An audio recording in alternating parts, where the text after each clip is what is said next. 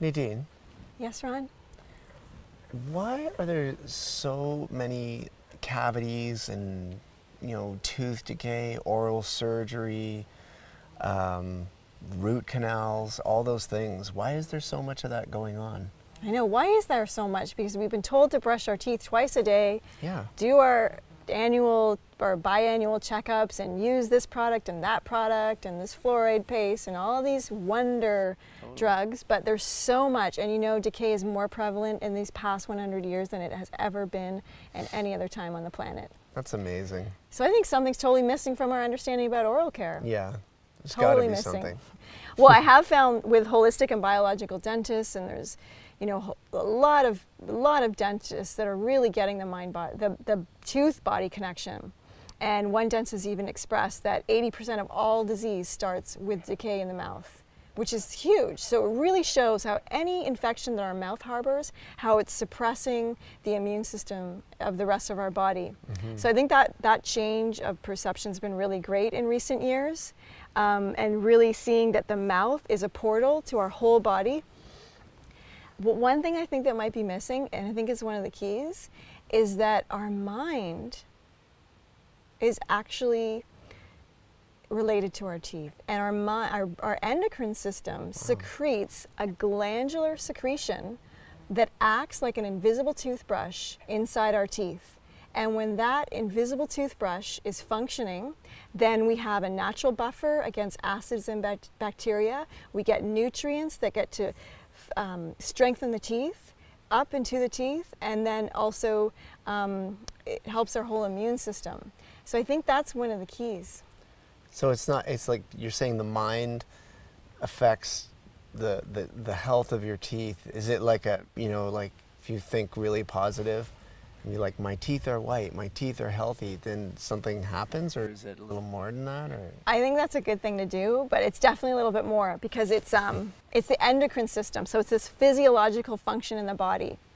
And I think where this whole systemic notion that everything's connected and our teeth are connected to our digestion and our mind, Yeah. I think that that whole thing, it could have grown. We could be at that place now, but in the 1940s, there was actually a meeting. after World War II or before? I don't have the exact date in the 40s. I'll check it out. But I think the whole 40s, there was a lot of things going on that was interesting. And one of the things I think were going on. But anyways, was a meeting at the International Dental Research Association. And at that meeting, they decided, and this will infiltrate through all the dental schools and dentists and what dentists are learning, what became the norm, the theory that caused cavities is called the acidogenic theory, and that's what took place, and that became official. So the acidogenic theory is what we've all come to know, and that's like sugar and acid sitting on the teeth. So like every dental school or every institution, or most of them that are out there, are moving from this acidogenic theory. Yes. And that is sugar and acids on the teeth cause decay. So that's why a dentist may be okay with you eating a lollipop as long as you brush your teeth afterwards.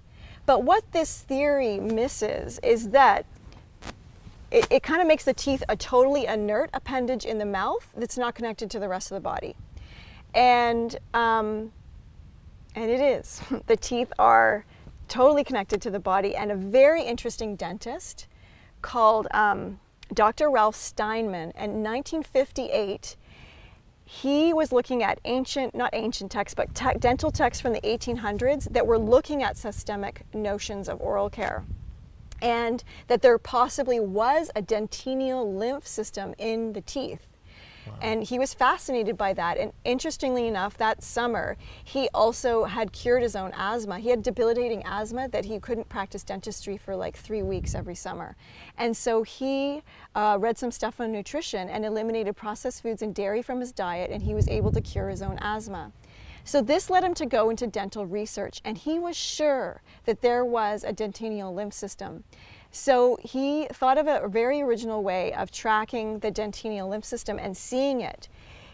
He injected a fluorescent dye into rats and then was able to see how it traveled up. And he injected it into the stomach, and that he was able to track the dye. It went to the teeth, up into the teeth in 6 minutes, and out into the enamel in an hour. So he was able to track that journey, and he did countless studies over decades, and it proved it every time. So then he thought, great, I can now see there's a dentineal lymph system. What controls the dentineal lymph system?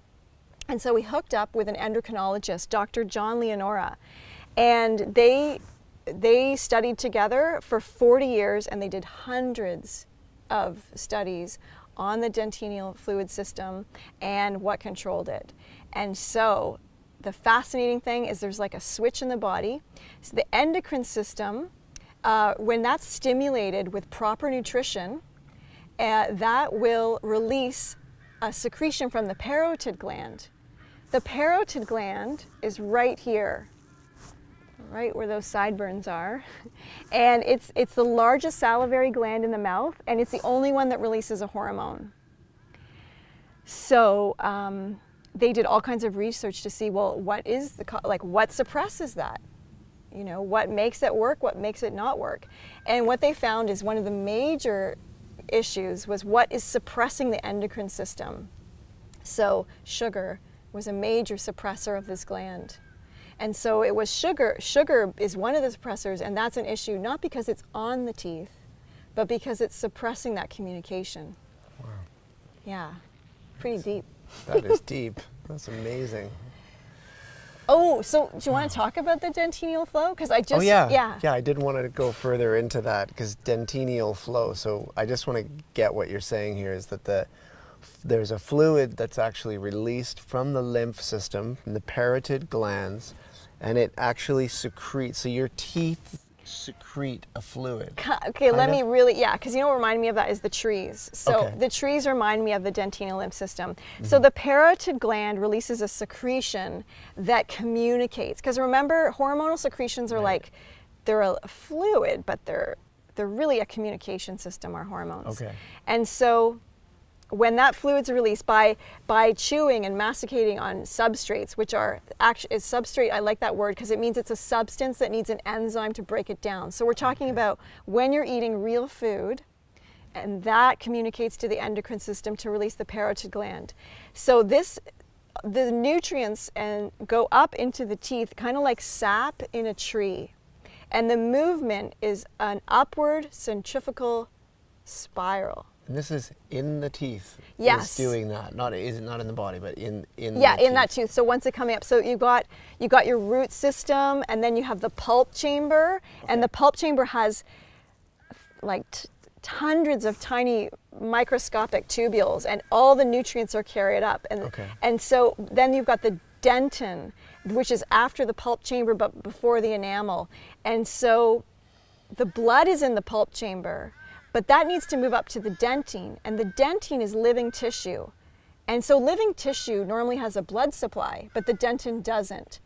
So what happens is that the capillaries in the pulp chamber, they're fenestrated, which means they have like a special opening that it goes up into these odontoblasts, and that shoots forth the dentineal fluid. So when the nutrients go into the dentine, they become a dentineal lymph fluid, which is different than blood, but it's able to provide nutrients into the dentine.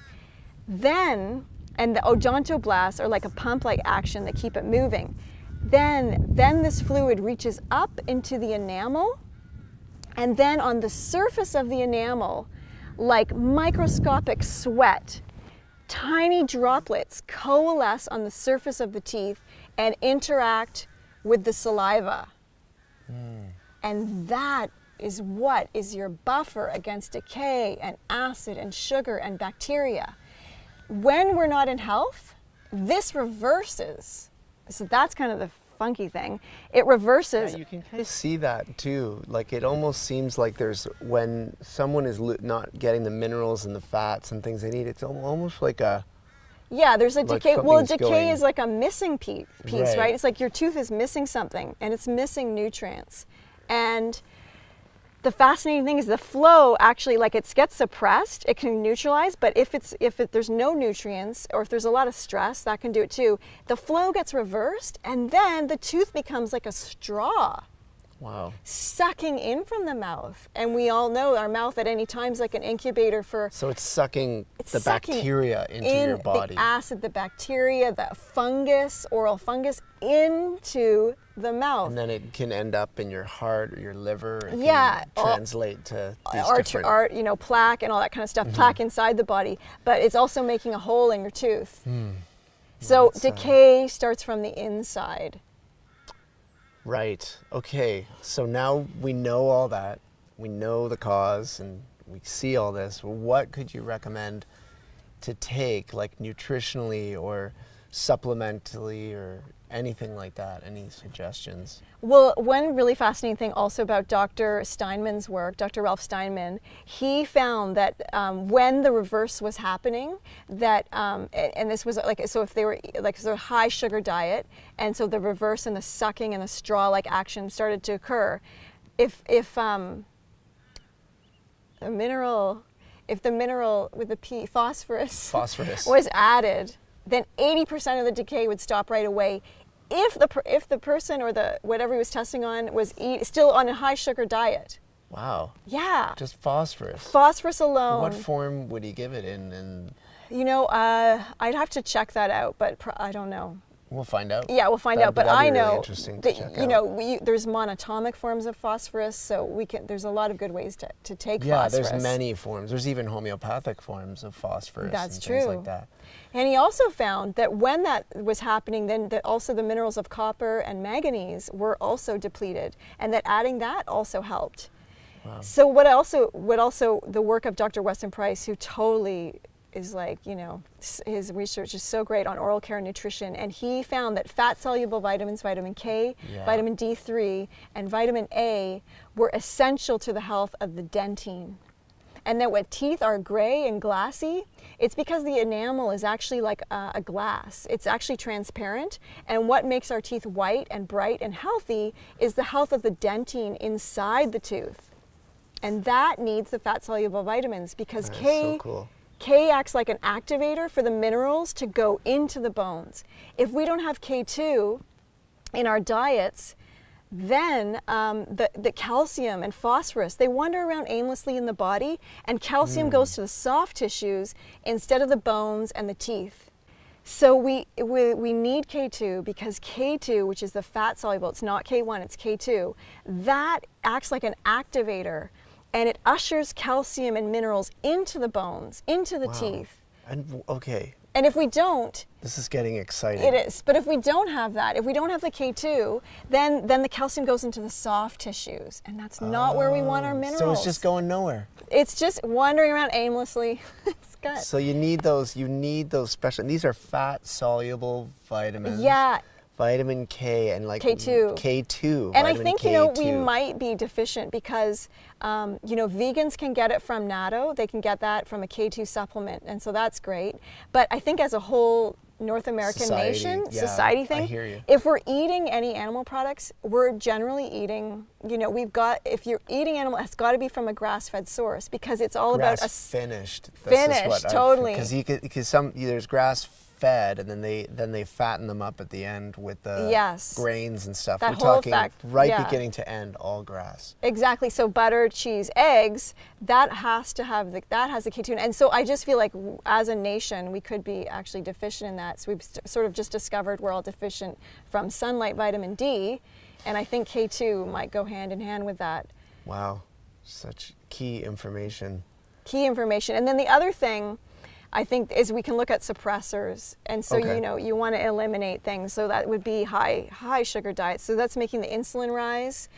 Carbohydrates make the insulin rise. We've got to remember that. Right. 2 pieces of whole wheat bread is more of an insulin reaction than a tablespoon of white sugar. It's fascinating. I always think of those commercials with the retired man on top of the with his lab with his golden retriever, and it's like, now that I've changed over to margarine because of my heart, and it's like, oh, yeah. Anyway.